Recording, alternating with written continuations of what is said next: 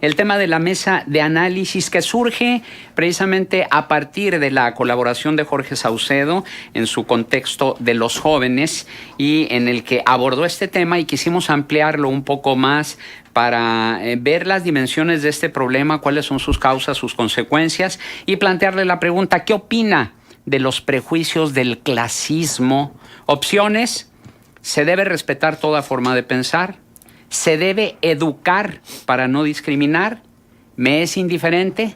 Usted tiene otra opción, compártala, 711-0260, WhatsApp 8717-361799.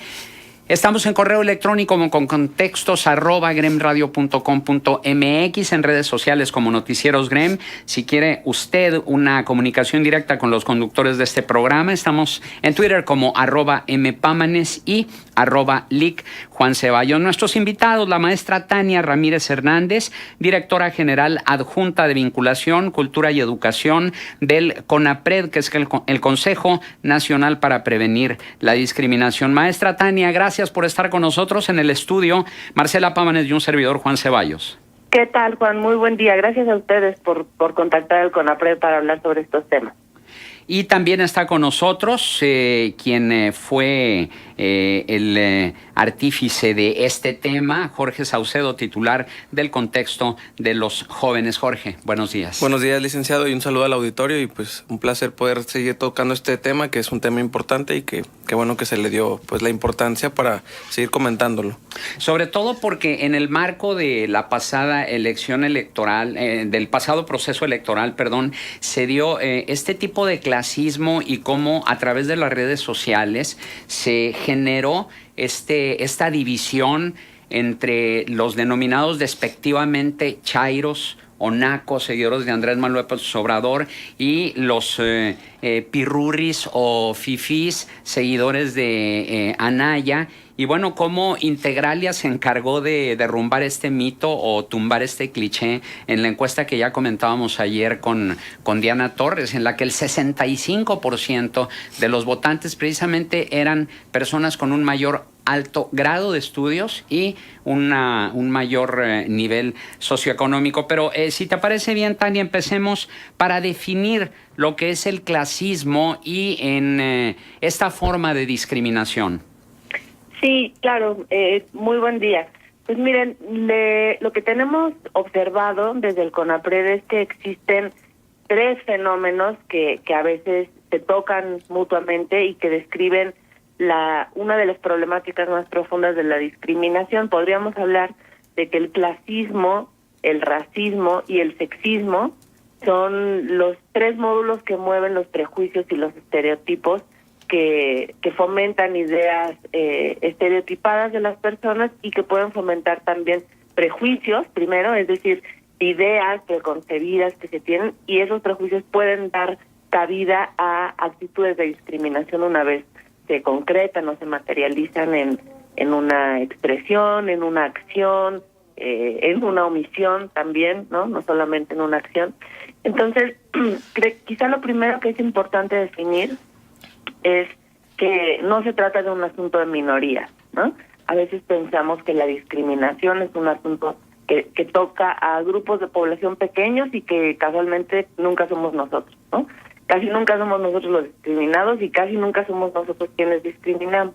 Entonces, es fundamental entender que la discriminación funciona a gran escala, es estructural, está inserta en nuestras dinámicas sociales, está inserta en nuestras leyes, está inserta en la manera en la que se distribuye el presupuesto del país. Es decir, no es únicamente algo que sucede en la interacción entre dos individuos, o no es únicamente algo que sucede en redes sociales, sino que es una cuestión profundamente enraizada, que tiene también sus raíces históricas respecto de cómo nos hemos ido construyendo como nación, como sociedad y como personas, ¿no?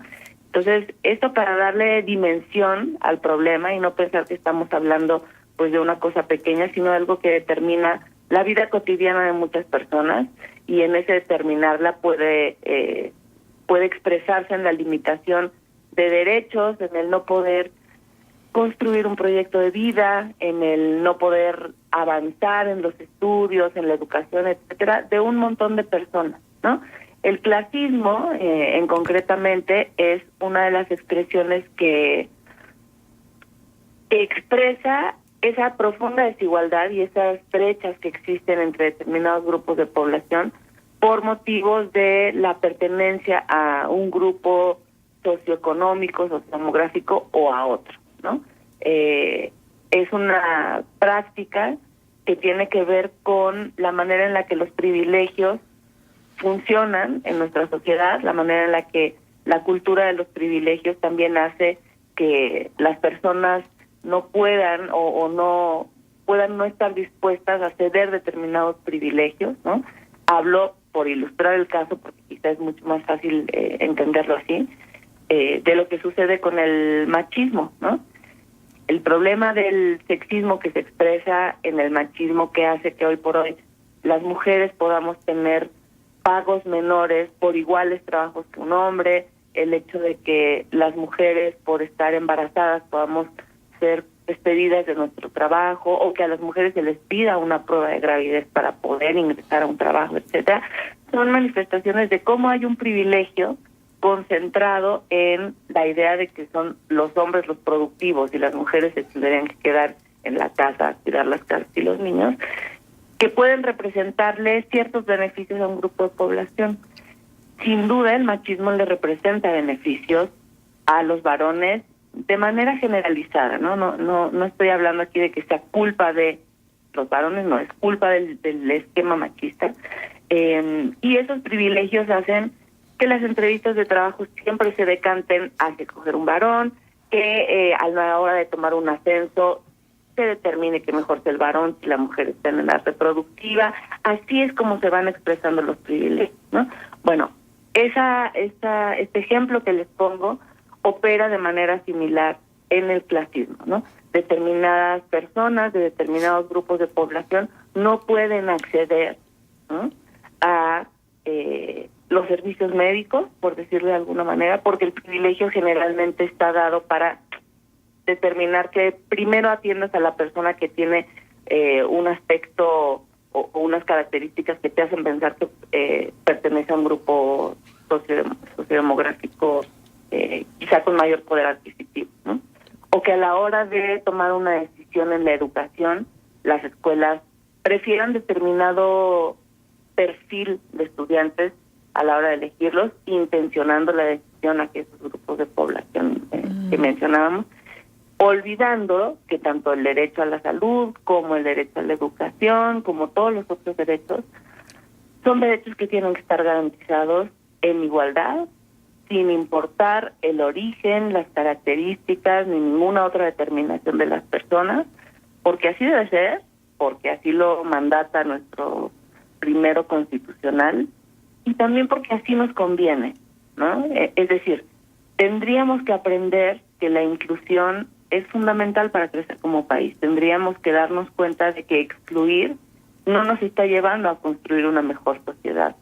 Somos una economía con un gran potencial, sin embargo, las desigualdades y las brechas al interior de nuestra sociedad son notables, ¿no?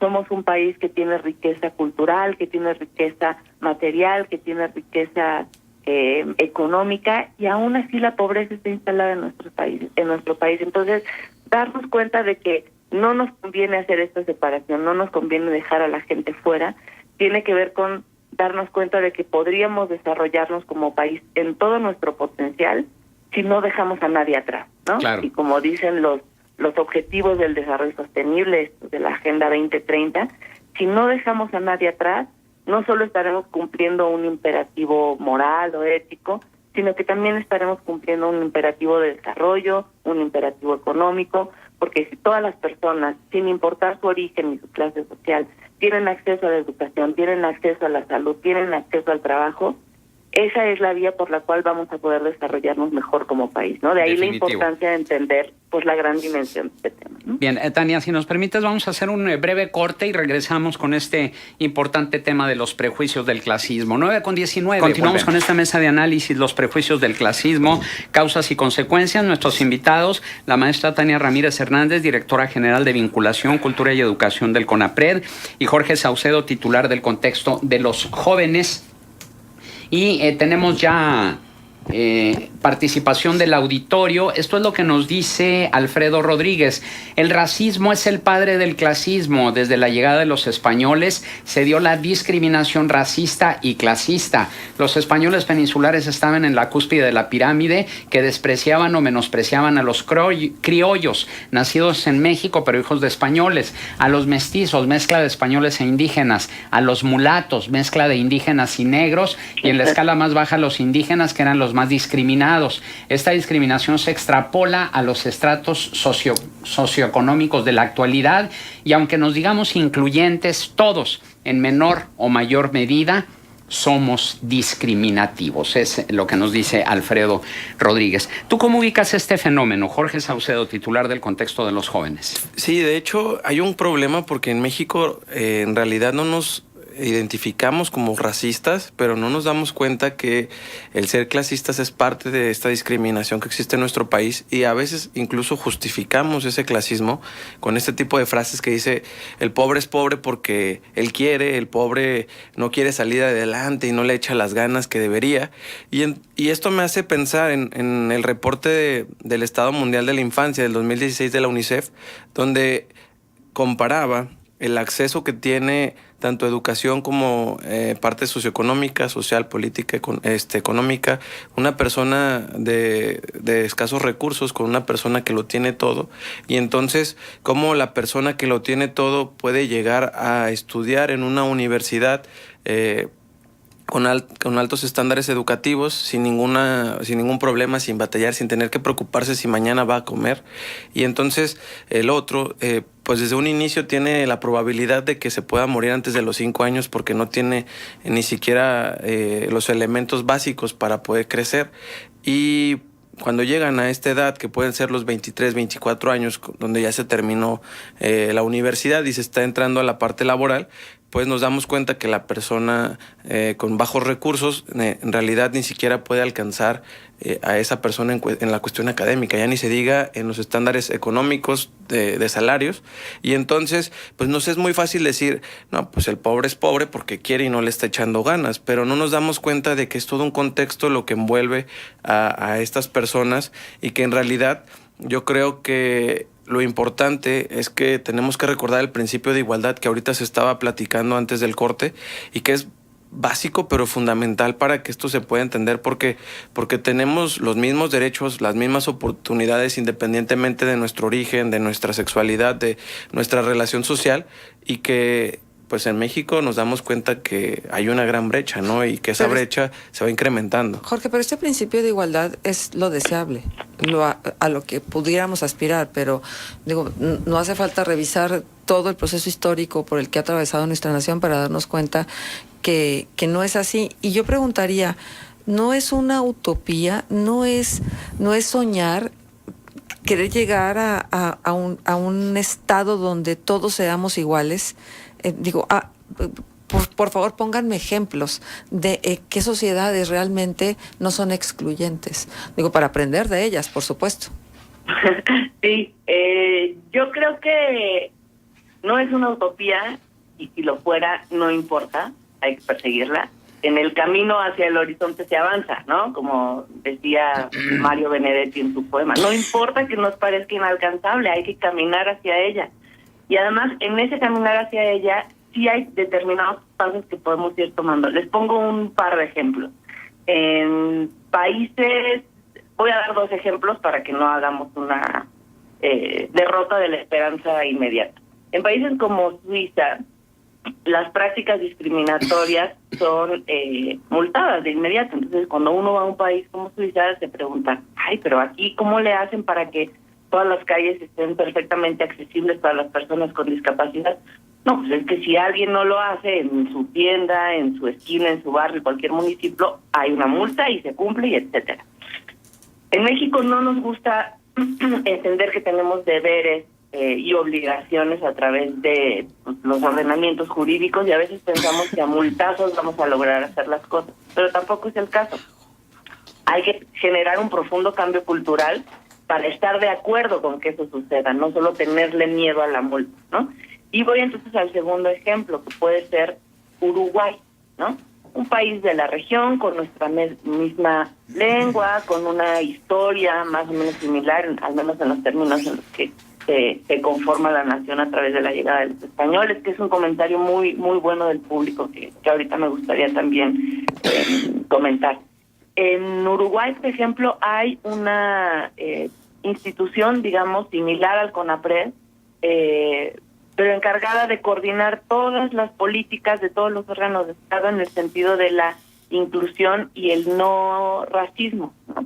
Y ellos tienen bien ubicadas las interconexiones entre clasismo y racismo, incluso tienen fuertemente visibilizado el trabajo que hay que hacer por las poblaciones afrodescendientes. Ustedes dirán, pues en un país como Uruguay, ¿por qué hablan de afrodescendientes, no? Bueno, pues esos son algunos ejemplos de cómo sí tenemos parámetros allá afuera de que sí se puede lograr bien, y lo comparo de alguna manera con México y concretamente con Coahuila, porque a ustedes les habrá pasado cuando hablamos de afrodescendencia y de qué hay que hacer para eliminar el clasismo y el racismo hacia este grupo de población. Pues cuando decimos que está el pueblo Mascobo ahí en Coahuila, la gente suele sorprenderse mucho, ¿no? Tenemos la idea de que las poblaciones afrodescendientes, pues, están, quienes tengan noción de que existen pueblos afrodescendientes, pues tienen la idea de que están en Veracruz, en Oaxaca, quizá en Guerrero, ¿no?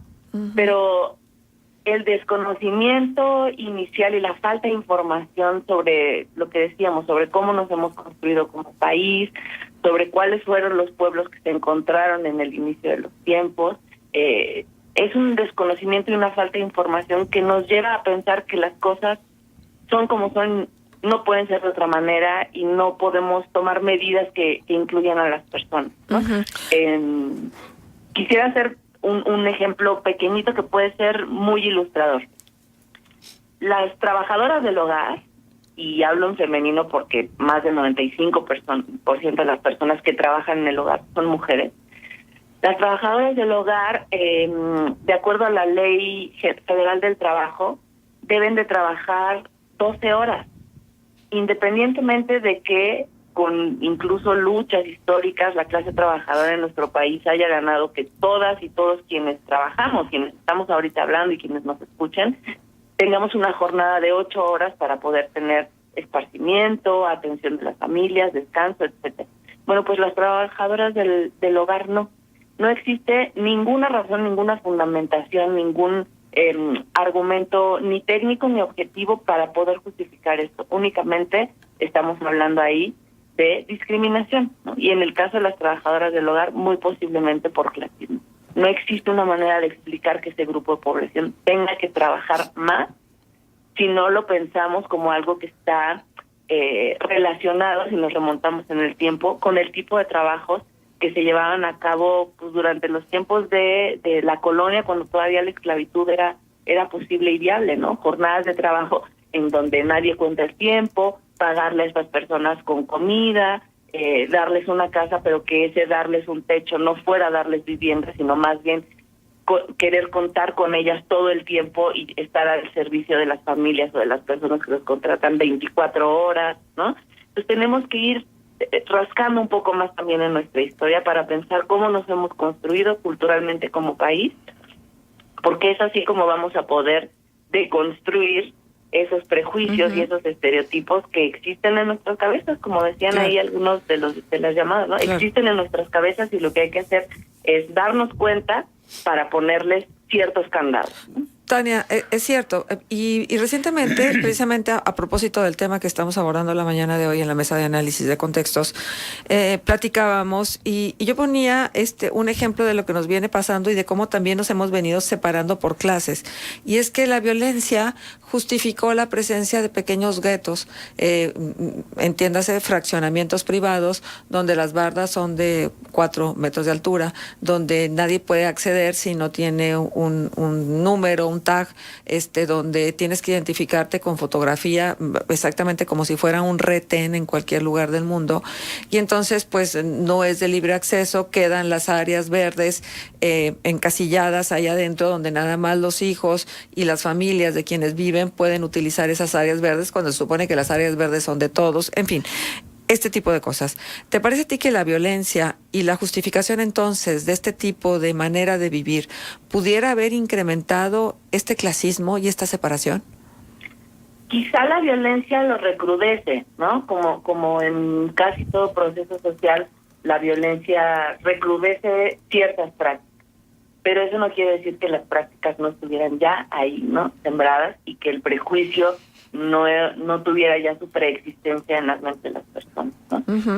Fue un argumento poderoso el incremento de la violencia, pero en nuestra historia siempre han existido barrios más pudientes, barrios menos pudientes, expresiones arquitectónicas distintas que según las épocas y los tiempos pues han ido marcando esto, ¿no? Lo que sí es indiscutible es que los espacios públicos deben de ser accesibles para todas las personas, ¿no? Los espacios públicos forman parte del patrimonio que todas y todos los mexicanos debemos y podemos gozar. Y en ese sentido, acudir a los cotos para, no solamente para proteger a las familias de quienes puedan estar en estos, como los llaman cotos, sino restringir a otras personas del uso y disfrute de los espacios públicos que finalmente, por la manera en la que los otorga el Estado y porque los presupuestos y los impuestos de todos los ciudadanos pues pagan esos jardines, etcétera, pues deben estar abiertos a todos. Pero coincido en que puede haberlo recrudecido, sin embargo, sí destacaría que debemos de hacernos cargo de que la semilla ya estaba ahí, ¿no? O el gusano ya estaba ahí, que no creo que sea una semilla que florezca. Sí. Bien, Tania, si nos permites, vamos a hacer otro corte y regresamos con este tema. 9:35, siga con nosotros. Invitados, maestra Tania Ramírez Hernández, directora general adjunta de Vinculación, Cultura y Educación del CONAPRED, y Jorge Saucedo, titular del Contexto del Texto. Tenemos más participación del auditorio. Carlos se comunica vía telefónica y dice: México está constituido por 2 razas de las más crueles, los aztecas, que hacían sacrificios humanos, y los españoles, la población más sanguinaria de Europa y la más santurrona, y se consideraba a los españoles como la basura europea. Eran despectivos y tenían escalas sociales, así que cuando llegaron a México y vieron a los pobladores morenitos, chaparritos y tanto ingenuos, sintieron el mayor desprecio y solo pensaron en esclavizarlos y apoderarse de sus tesoros. Hasta la fecha, todo esto es casi lo mismo. También a través de Facebook Live nos ve Josué Casas y dice: saludos desde Guanajuato. @mislaguna responde a través de Twitter a la pregunta de hoy: ¿qué opina de los prejuicios del clasismo? Y dice: el clasismo, eso solo existe en la mente, en la gente que se escuda detrás de complejos e inseguridades, en la gente que ganó la presidencia, dice @mislaguna, mientras que Antonio Carvajal dice: el clasismo no existe, son prejuicios de gente clasista, dice Antonio. Tengo esto también a través del WhatsApp 8717361799, Edmundo de León. Lo realmente triste, chusco y cual broma macabra es que ya nada más hay 2 clases sociales en México: los pobres y los muy ricos, y pareciera que todos se sienten de clase media, clase que está prácticamente extinta en nuestro país. Uno más: yo solo ataco, discrimino a quien se quiere pasar de listo o imponer sus ideas sin importar lo que piensen y sientan los demás. Jesús Gómez: buenos días a todos los que hacen posible el programa. Feliz fin de semana. El clasismo es ignorancia cuando la pobreza es parte del paisaje en nuestro país. Buenos días. Afuera de una farmacia hay una muchacha muy joven de Oaxaca con su niño. Me acerqué a ella y le pregunté que por qué no trabajaba y me dijo: no me aceptan con mi hijo. Yo creo que barriendo calles, limpiando ventanas sería más digno. Yo yo pienso que ellas se excluyen en algunos casos, o también es gente floja. Bueno, ¿O también es gente que Floja. retomando la parte que comentaba ahorita Marcela de los fraccionamientos, y lo decíamos ahorita fuera del aire, o sea, esto hace que la persona en realidad considere que su realidad es eso que está ahí entre sus cuatro paredes y lo que está viviendo, y crea que lo que está de afuera no lo afecta o ni siquiera está consciente de lo que está pasando y que está pasando. Y entonces por eso vemos al clasismo como esto tan fácil de poder expresar y creemos que en realidad no existe y existe. Y ahorita voy a decir por qué sí existe, pero lo minimizamos y lo minimizamos con los chistes, con los memes, haciendo comparaciones que creemos que en realidad son tan graciosas que por eso creemos que no son clasistas, pero lo son. Y entonces empieza la falta de respeto, y lo decían al inicio, o sea, con la campaña de Andrés Manuel, el clasismo se hizo muy evidente. Un día antes de las elecciones decían, quienes votan por Andrés Manuel, ojalá y voten con su... No necesitan crayón porque llevan sus marcas de suciedad en sus brazos, en sus manos, ¿no? O sea, esos comentarios que ya rayan en lo grosero, en los insultos, pues va generando una discriminación total en el país. Y el otro que decíamos era el del hijo, ¿no?, de Andrés Manuel, que ha sido también atacado por las redes sociales, que no es el primero ni creo que sea el último hijo de algún presidente. O sea, la familia de Peña Nieto también en su momento, cuando inició, una de sus hijas fue atacada, y son personas que pues exponen, ¿verdad? Pero los menores, ¿qué culpa tienen? Pero vemos al clasismo en este sentido, ¿por qué? Porque ponen al niño por su mechón de pelo y lo empiezan a criticar y le empiezan a decir y lo insultan. Y entonces nos damos cuenta de que sí existe esa diferenciación que se está haciendo y esa discriminación. Y existe porque en realidad el mexicano de a pie, el mexicano que va todos los días a su trabajo, es discriminado por el color de piel, es discriminado por la forma en cómo se ve y por no verse tal vez con una ropa más cara, o por no verse aseado, o por no verse... de una color de piel más tenue, pues creemos que es una persona que probablemente pueda ser un ladrón, un secuestrador, y entonces estamos creando prejuicios en torno a esa forma, a ese color de piel, perdón. Y lo comentábamos el programa pasado. Simplemente el hecho de que veamos que los medios de comunicación y esta investigación que hizo BuzzFeed sobre las revistas, donde las 15 revistas más importantes de nuestro país en su portada tenían a reflejar una realidad distinta a la realidad del mexicano, y que pues como el CONAPRED, donde dice que el 64.6% de las personas en México se describen de piel morena, y al mismo tiempo la mitad de esos mexicanos consideran que a las personas se les insulta por el color de piel, pues no hay una congruencia. Y es aquí donde yo creo que sí existe el clasismo, no es solamente una idea o no es algo que nos estamos inventando, sino hay datos, es una realidad que vive nuestro país, pero que comúnmente nosotros los mexicanos, por eso comenzaba diciendo eso, creemos que no somos racistas, que no discriminamos, y creemos eso porque no tuvimos un apartheid, porque no estamos en una situación como en Estados Unidos, pero creo que tenemos nuestra realidad. No hay peor ciego que el que no quiere ver. Hay un caso que a mí la verdad me duele mucho porque lo están viviendo los jóvenes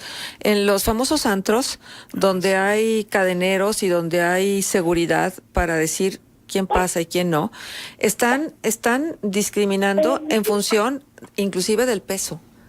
Si estás gordito, gordita, pues entonces no tienes una buena facha y no entras. Si no eres conocido, por lo menos de algunos de los que están ahí, que se jactan de conocer a la gente más prominente del pueblo, pues entonces tampoco entras al antro.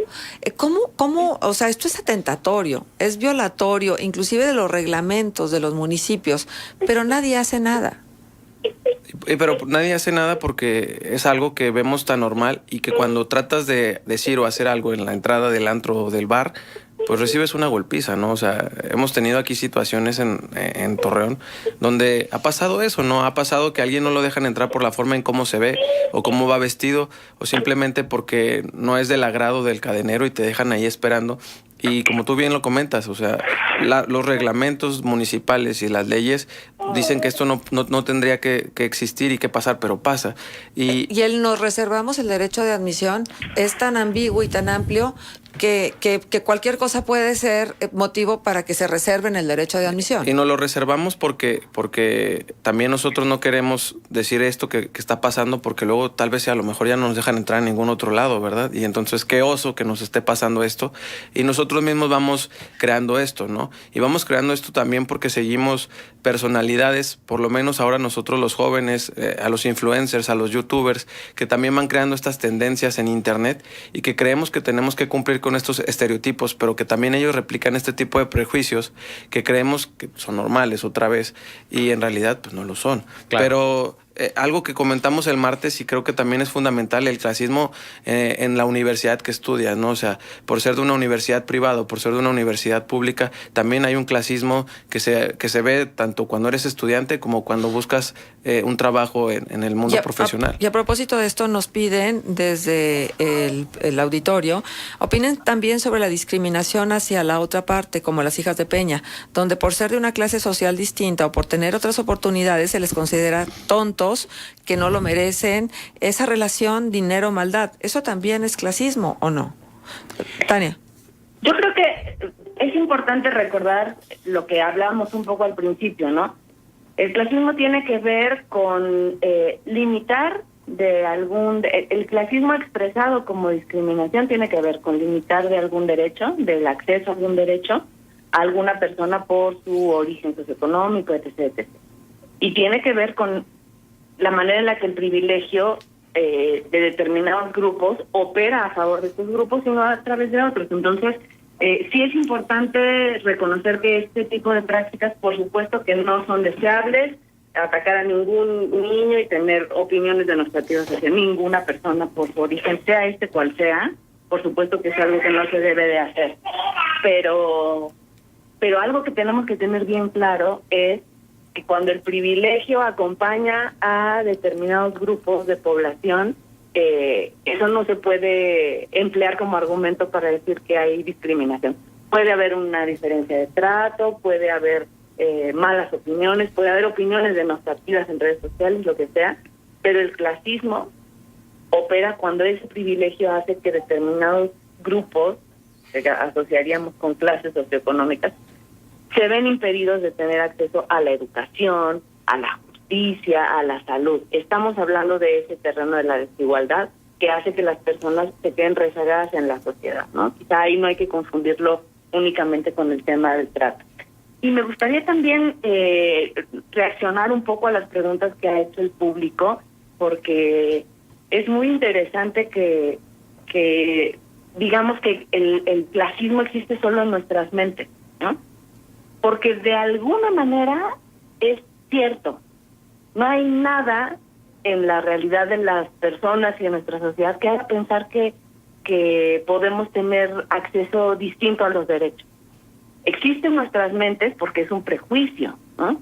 Pero después existen las prácticas sociales porque ese prejuicio se materializa en expresiones o en prácticas o en negación de acceso o en negación de trabajo. No sé si me explico. Sí hay un componente mental, digamos, y hay un ¿sí me escuchan ahí? Sí, perfecto. Ah, gracias. Hay un componente mental, podríamos incluso hablar de un componente ideológico. Es cierto que existen en nuestras mentes, y si esos prejuicios no existieran en nuestras mentes, como sucede en otras sociedades que tienen mucho más normalizada la convivencia no violenta entre distintos grupos sociales, pues eso no sería. Pero así hay que tener en claro que no es algo únicamente imaginario, ¿no?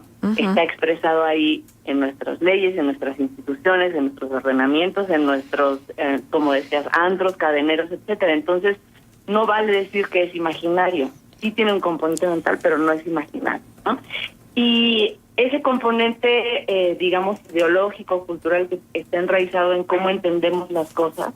Hubo una de las llamadas del público también que decía que México proviene de dos razas, las dos razas más crueles o algo por el estilo.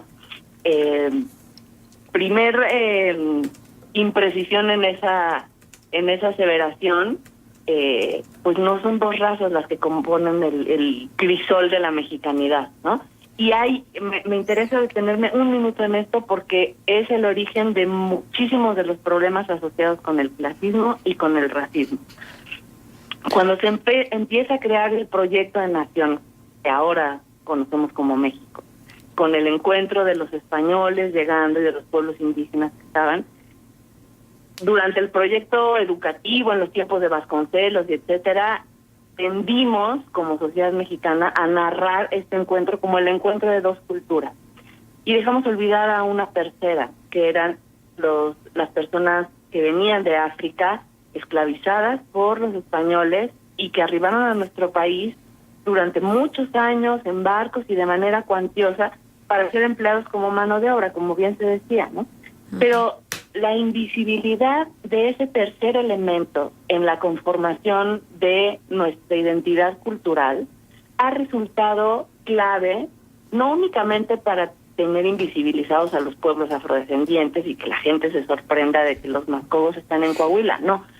La invisibilización de eso nos ha hecho no darnos cuenta de quiénes somos, de qué colores constituyen nuestros tonos de piel y cuáles son nuestros orígenes. Entonces, generar opiniones que a veces pueden ser confusas, ¿no? Que son entre denostativas y ataques hacia los tonos de piel, proviene de este momento en la historia que les digo, ¿no? Decir que si alguien es más moreno en la cadena del antro no accede o sí accede, tiene que ver con que nos hemos pensado que únicamente fue la mezcla de indígenas con españoles la que nos conformó, sin darnos cuenta que a estas alturas de la historia, pues seguramente la gran mayoría de las personas que estamos en este país tenemos algún ancestro que fue afrodescendiente, ¿no?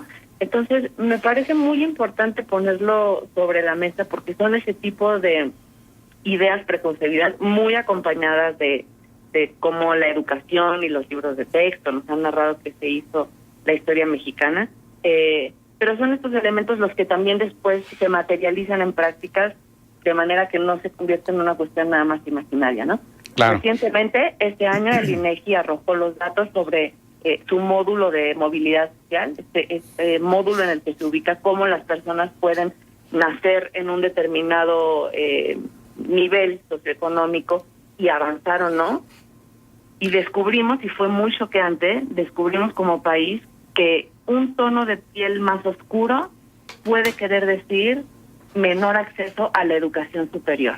Y esto... Ahí ya estamos hablando de algo que no es nada más imaginario, sino que se concreta en las prácticas de acceso o de negación al acceso, ¿no? Entonces, es importantísimo que veamos cómo esos prejuicios operan en nuestra contra, porque al final operan para que una sociedad discriminatoria se perpetúe, y provienen de la mente, pero se materializan después en el hacer, en el no hacer, o incluso en el pensar que una persona es floja o que porque no habla su lengua indígena y no habla español no va a poder incorporarse bien. Eso opera con todos estos prejuicios, ¿no? Claro, y tienes toda la razón, Tania, y sobre todo también en el mundo laboral se da este clasismo. Digo, claro. La encuesta nacional de ocupación y empleo del INEGI que dice que en puestos medios y altos, mientras más oscura es la piel, menos sueldo tienen en el mismo nivel. Tenemos más participación del auditorio. Pepe Torres dice, soy ciego y piensan que las personas ciegas se están limosneando, me están discriminando porque piensan que no puedo trabajar.